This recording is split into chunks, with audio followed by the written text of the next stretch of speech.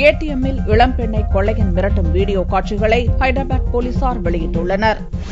ஹைதராபாத்தில் உள்ள கால் சென்டரில் பணியாற்றுபவர் ஸ்ரீலதா. புதனன்று காலை பணிக்கு செல்லும் வழியில் ஏடிஎம் மையத்தில் பணம் எடுக்க ஸ்ரீலதா சென்றார். அப்போது பின்தொடர்ந்து உள்ளே நுழைந்த ஒரு இளைஞர் ஸ்ரீலதா அருகில் வந்து பணம் கேட்டு மிரட்டியுள்ளார். தன்னிடம் பணம் இல்லை என்று ஸ்ரீலதா கூறியதும் ஏடிஎம் கார்டு மற்றும் பின் நம்பரை கேட்டு மிரட்டியபடி சுவரில் துப்பாக்கியால் சுட்டுள்ளான். இதனால் பயந்து போன ஸ்ரீலதா பின் நம்பரை சொன்னதும் அவரிடமிருந்து செயினையும் ஏடிஎம் கார்டையும் பறித்துக் கொண்டு அந்த ஆசாமி பைக்கில் தப்பினான். சில நிமிடங்களில் இன்னொரு ஏடிஎம்மில் கார்டை போட்டு 2500 ரூபாய் பணத்தை அந்த ஆசாமி எடுத்துள்ளான். இளம்பெண் துணிச்சலுடன் போலீசில் புகார் அளித்ததன் அடிப்படையில் போலீசார் கொள்ளையனை தேடி வருகின்றனர். ஏடிஎம்மில் உள்ள ரகசிய கேமராவில் பதிவாகி இருந்த காட்சிகளையும் போலீசார் வெளியிட்டுள்ளனர். கைக்குட்டையால் முகத்தை மூடியிருக்கும் கொள்ளையனை பற்றி அறிந்தவர்கள் துப்பு தரலாம் எனவும் போலீசார் வேண்டுகோள் விடுத்துள்ளனர்.